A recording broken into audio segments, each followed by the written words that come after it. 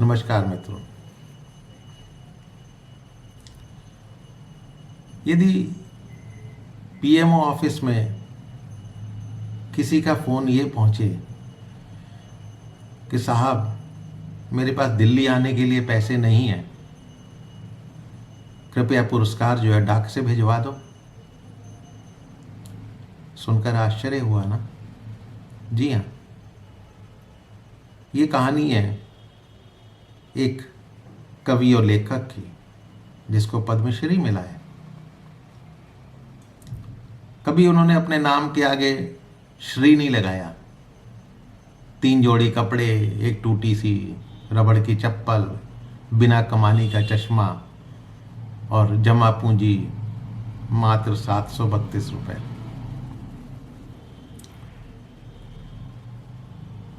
ये शख्सियत है उड़ीसा के हलधर नाग।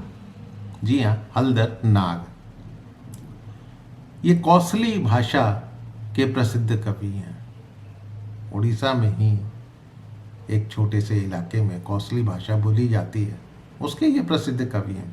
और ख़ास बात यह है कि उन्होंने जो भी कविताएं लिखी, 20 महाकाव्य अभी तक लिखे हैं, उन्हें मुँह जुबानी याद है।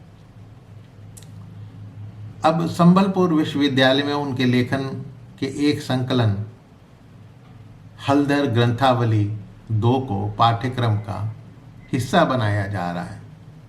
सादा लिबास, सफ़ेद धोती, गमछा और बनियान पहने हलधर नाग नंगे पैर ही रहते हैं।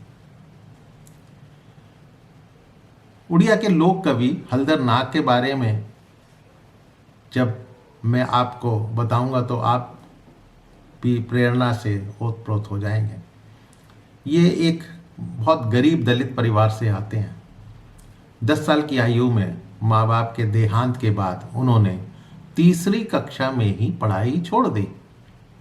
अनाथ की जिंदगी जीते हुए ढाबे में झूठे बर्तन साफ करके कई साल गुजारे। बाद में एक स्कूल की रसोई में देखरेख का काम मिला। कुछ वर्षों बाद बैंक से 1000 रुपये कर्ज लेकर पेन पेंसिल आदि की छोटी सी दुकान उसी स्कूल के सामने उन्होंने खोल ली, जिसमें वो छुट्टी के समय पार्ट टाइम बैठ जाते थे। यही थी उनकी अर्थव्यवस्था।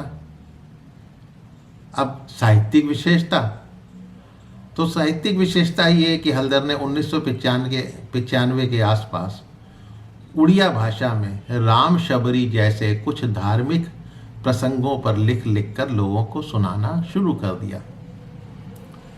भावनाओं से पूर्ण कविताएं लिख जबरन लोगों के बीच प्रस्तुत करते करते वो इतने लोकप्रिय हो गए कि इस साल राष्ट्रपति ने उन्हें साहित्य के लिए पद्मश्री प्रदान किया है।